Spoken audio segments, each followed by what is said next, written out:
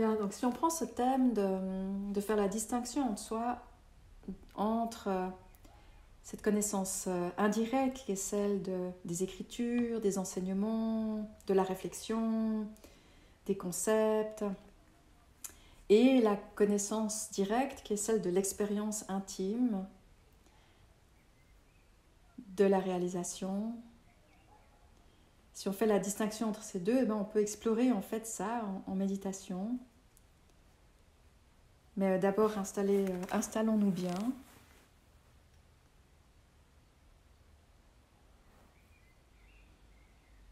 De prendre un temps pour honorer notre corps, qu'on peut aussi appeler le temple de l'âme, le temple de cette quête intérieure, le temple de la vie. Donc d'installer le corps de la même manière qu'on vient apprêter un temple, c'est-à-dire avec attention, avec humilité, avec respect.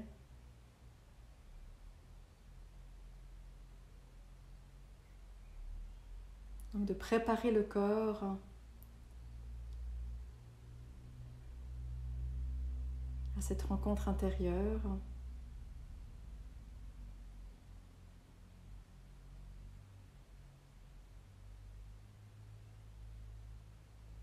Peut-être d'utiliser aussi le souffle pour le laisser bien s'ouvrir. Quelques respirations profondes pour indiquer à tout le système qu'on est dans un temps de repos, de retrait.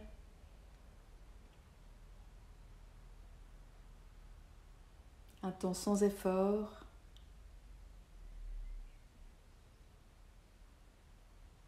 Un temps sans productivité, sans attente.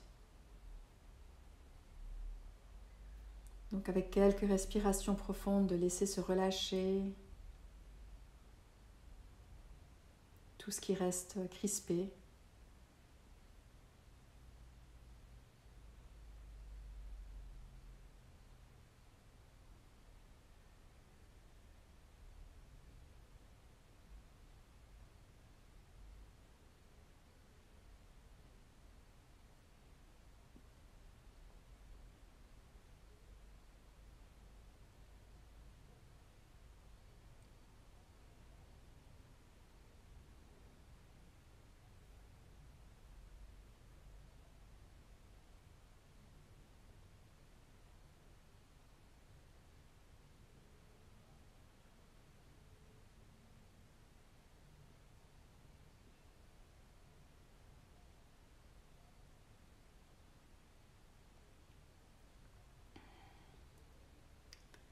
Peut-être de terminer de fermer les derniers placards de notre maison intérieure, même s'ils ne sont pas rangés, même si le travail n'est pas fini.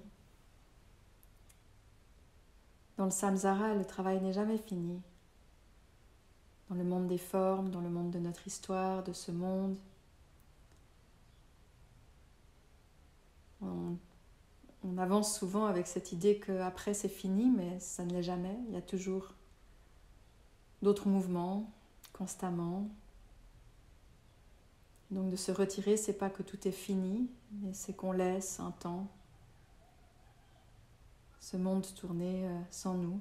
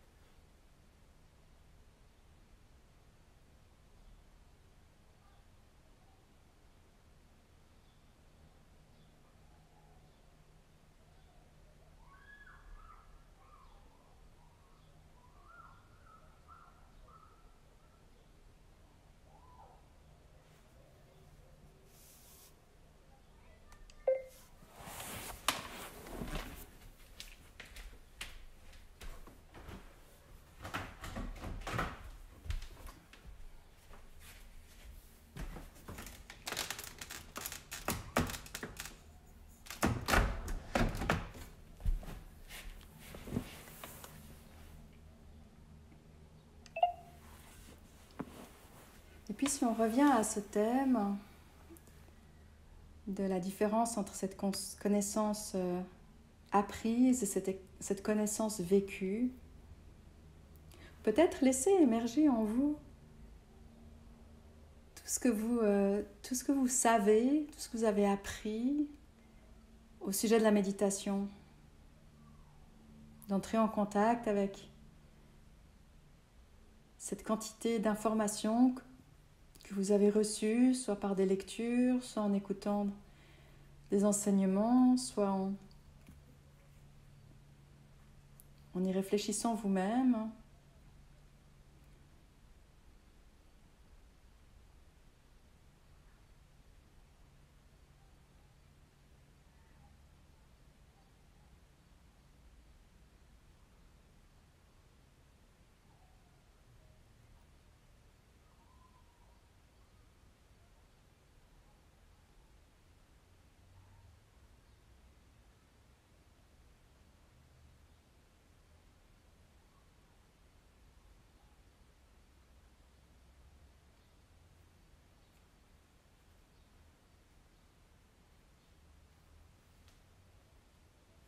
Peut-être aussi de se poser la question de ce que c'est que la méditation pour vous,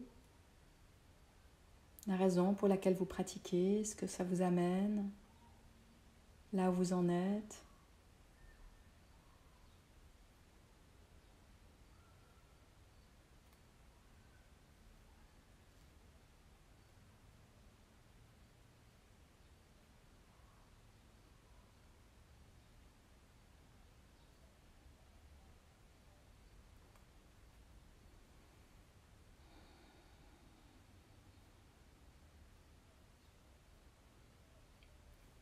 Et puis en prenant une inspiration profonde, puis en expirant longuement, de visualiser comme si c'était un sac que vous avez porté et que vous le déposez de côté.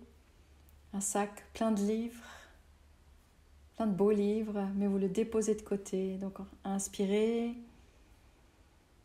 et expirez, relâchez toute cette connaissance, tout cet apprentissage, tout ce que vous savez sur la méditation.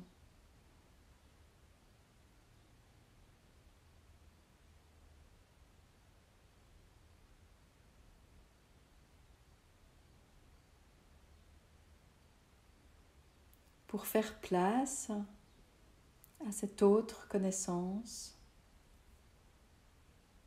qui utilise moins de mots, qui se trouve dans tous les livres et en même temps nulle part.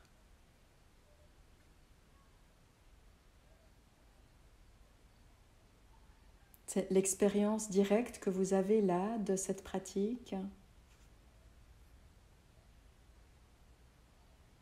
et d'y entrer sans aucun appui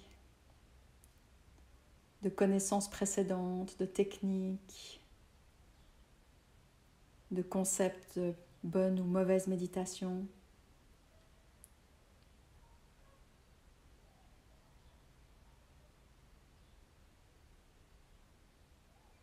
Comme si c'était la première fois que vous étiez assis, les yeux fermés. Découverte.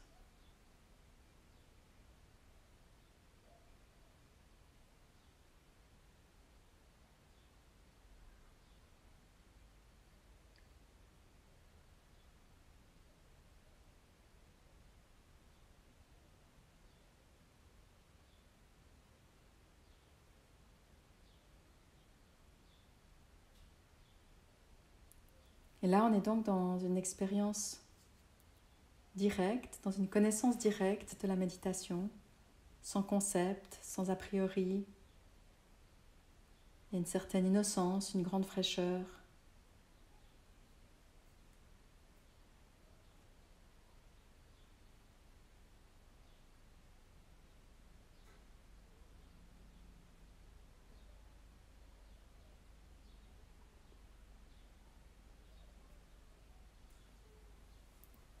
Puis on va se déplacer à une même question, mais un autre thème.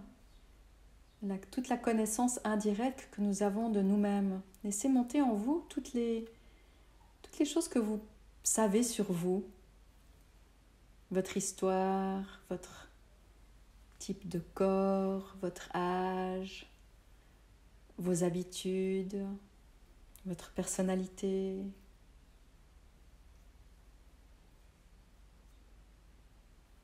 Votre nom, vos petits noms.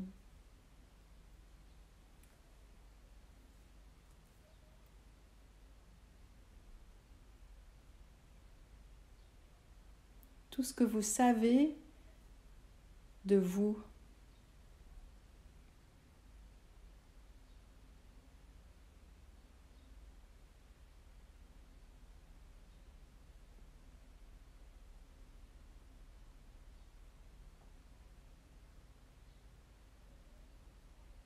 D'inclure aussi s'il y a des concepts plus fins, déjà travaillés spirituellement, de ce vous immortel, éternel, présent, conscient, lumineux, divin.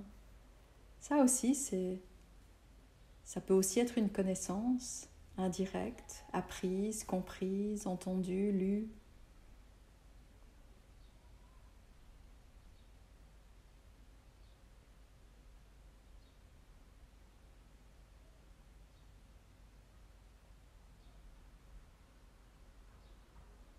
On va refaire la même chose qu'avant, une inspiration profonde et en expirant, on va relâcher, mettre de côté, comme un sac lourd qu'on aurait porté, un sac lourd plein de moi qu'on dépose à côté de nous.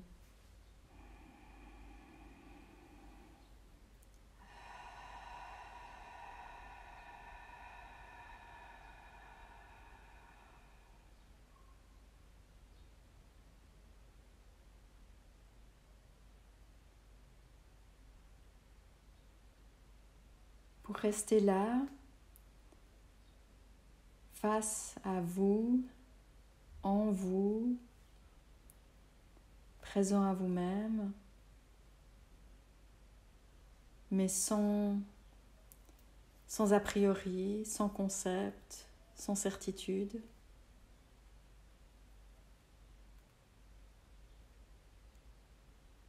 Comme si c'était la première fois, là maintenant, que vous vous arrêtiez, que vous retourniez, que vous regardiez là, ce qui s'est tourné.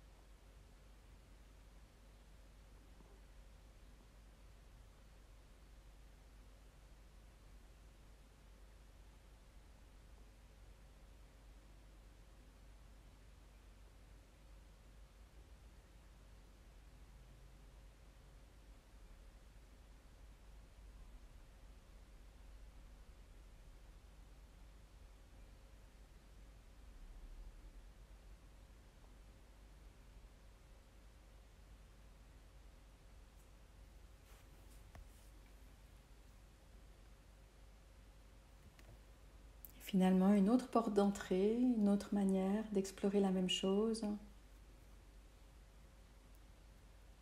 d'amener à vous tout ce que vous savez au sujet de la vie,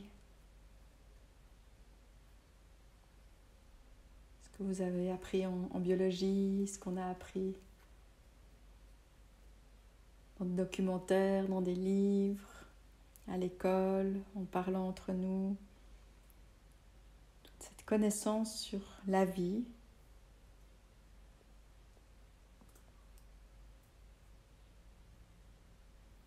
D'où ça vient, comment ça fonctionne, quel est son sens.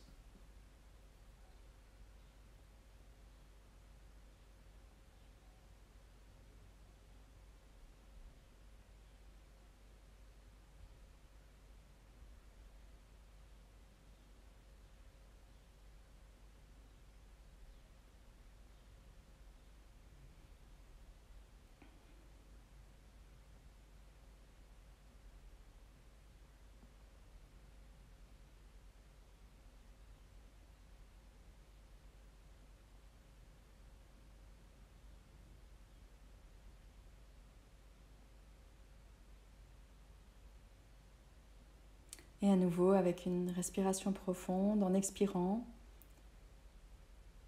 d'oser relâcher toutes ces certitudes, toutes ces connaissances indirectes, aussi belles qu'elles soient, en expirant de relâcher ce sac-là.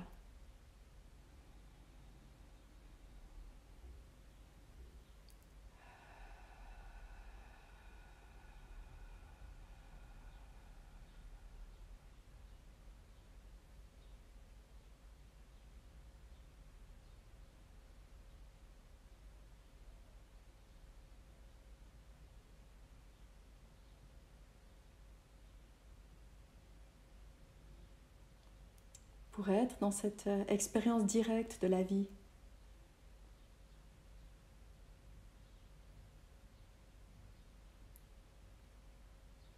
Là maintenant, il n'y a rien entre vous et la vie. Il n'y a rien de plus proche de vous ou de moi, de nous, que la vie.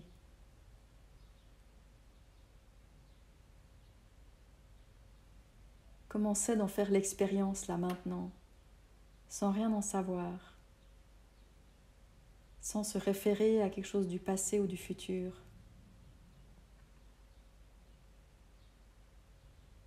D'être pour une première fois en face à face avec la vie.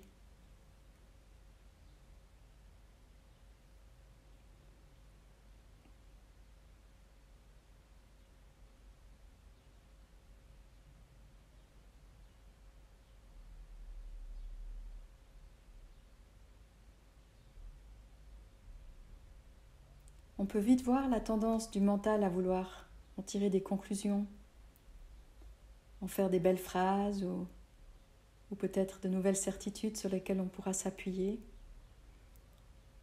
C'est un très beau mécanisme de notre esprit de pouvoir faire ça, mais on essaie d'éviter dans cette pratique-là d'y accrocher la moindre importance pour éviter de repartir dans une connaissance qui redeviendrait indirecte. C'est de rester dans cette innocence pure qui ne s'alourdit pas de « je sais déjà ».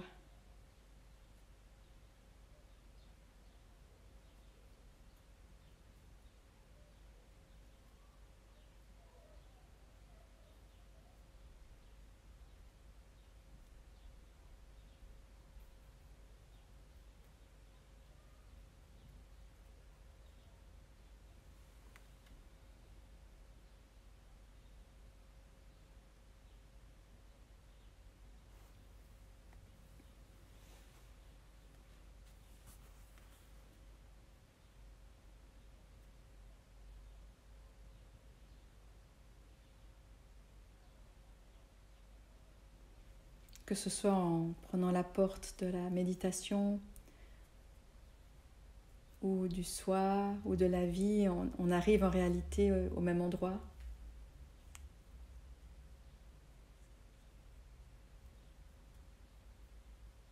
Il n'y a qu'une seule connaissance directe. Beaucoup de portes qui s'ouvrent dans le même infini.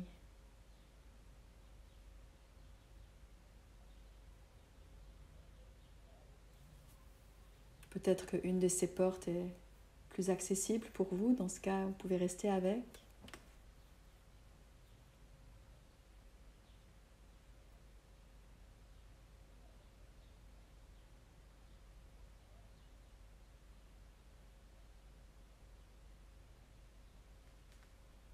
Mais là, dans cette expérience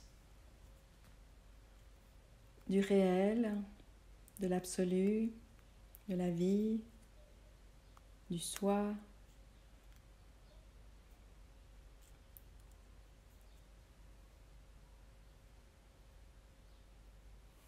on y reste sans rien essayer de saisir.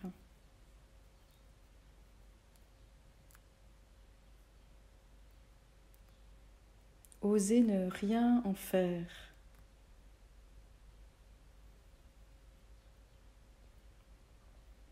ou si on doit faire quelque chose, que ce soit de l'émerveillement ou de la gratitude.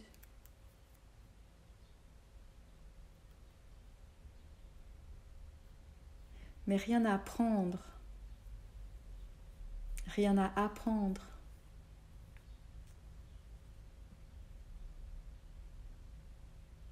Rien à comprendre.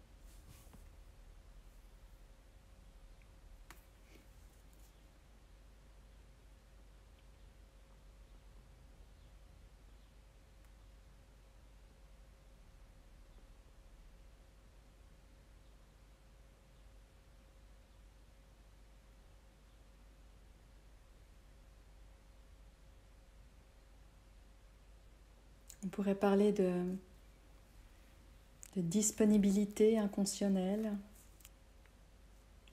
ou d'authenticité.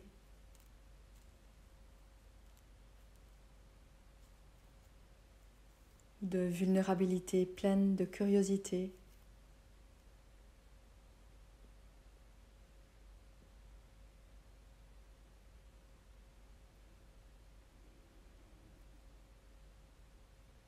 Et une certaine fraîcheur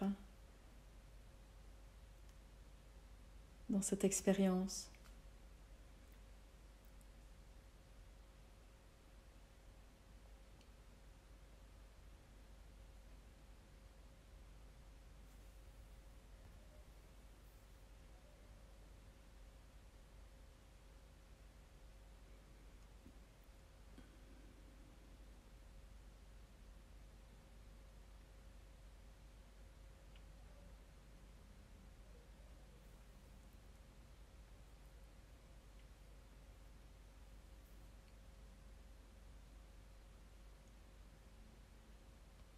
Pour l'esprit complexe qui a beaucoup étudié, qui a des capacités à philosopher, à élaborer, à se rappeler, à comprendre, cette expérience peut paraître des fois trop simple, trop dénudée, trop pure, trop indescriptible.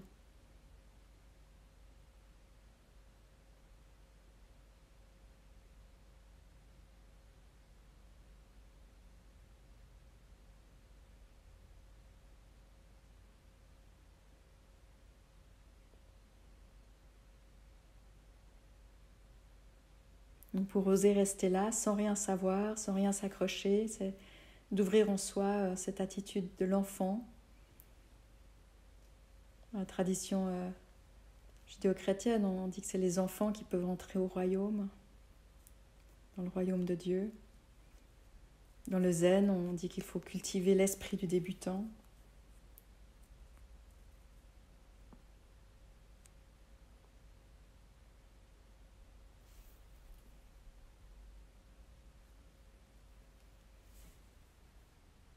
En fait, pour faire l'expérience de la connaissance, il faut oser ne plus rien savoir.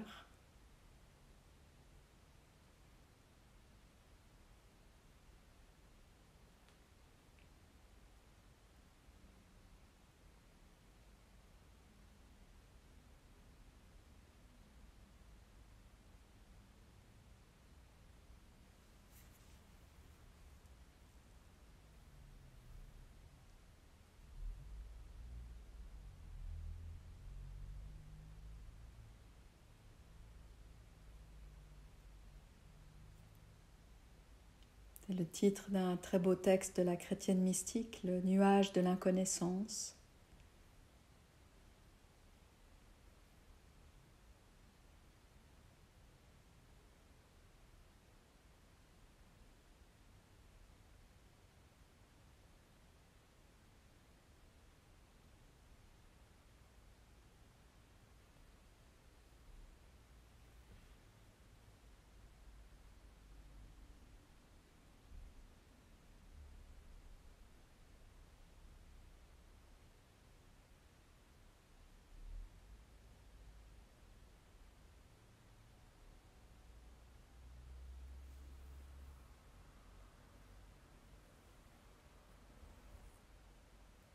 Mais paradoxalement, c'est dans cette inconnaissance que se trouve aussi notre plus grande certitude.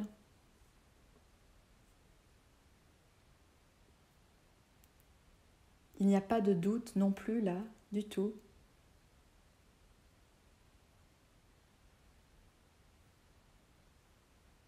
Personne ne peut nous enlever cette certitude-là.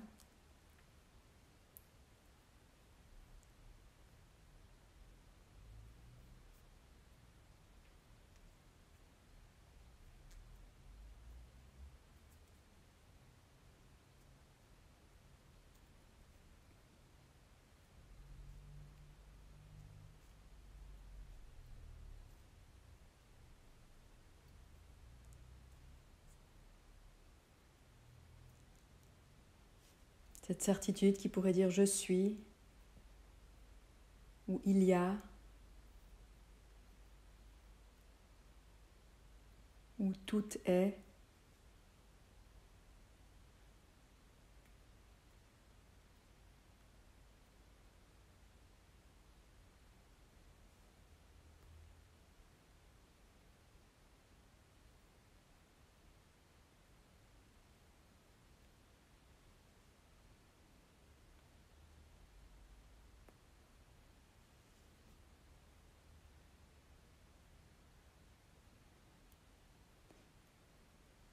C'est le grand résumé des Védas, des textes de la tradition hindoue qui résument tout en disant Tattvamasi, tu es cela.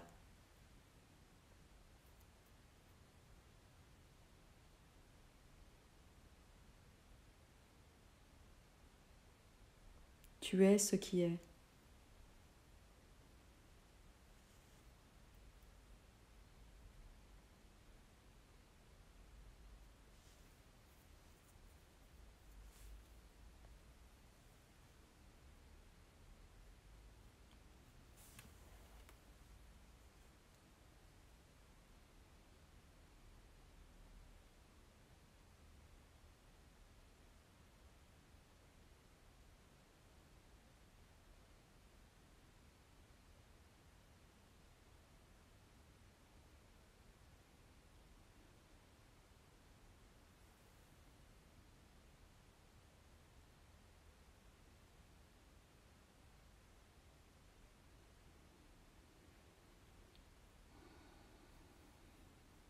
Et de tout doucement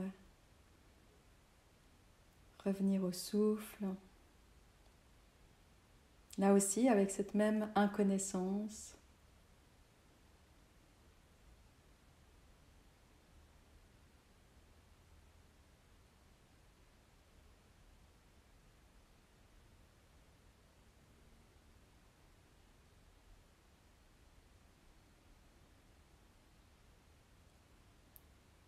Puis chacun pour soi, on pourra se remettre en mouvement, s'étirer, prendre un temps d'automassage, un petit temps avec le corps.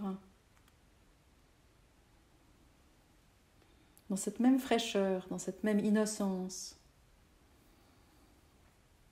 sans histoire, sans concept, sans théorie.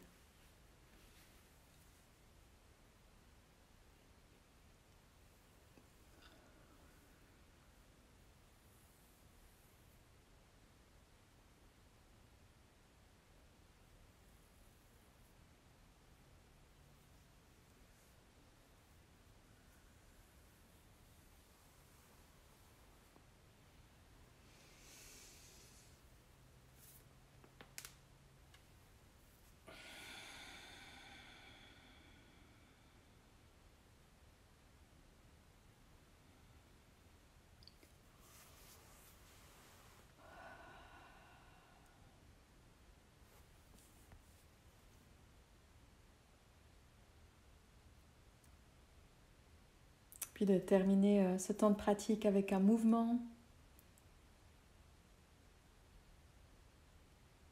Un mouvement pour signifier la fin, mais peut-être aussi pour exprimer l'expérience de cette pratique, ou pour simplement dire merci.